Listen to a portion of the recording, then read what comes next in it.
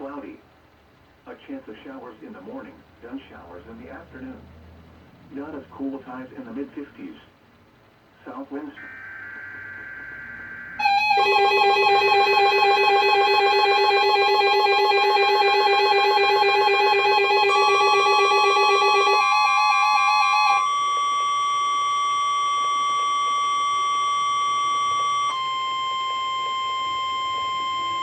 This is a test of the National Weather Service weather radio warning alarm for the KDO94 listening area of northeast inland Ohio.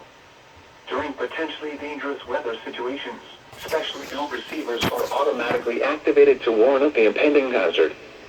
Tests of these receivers are normally conducted by the National Weather Service every Wednesday between 11 a.m. and noon. When there is a threat of, or existing severe weather, in the area, the test will be postponed until the following day.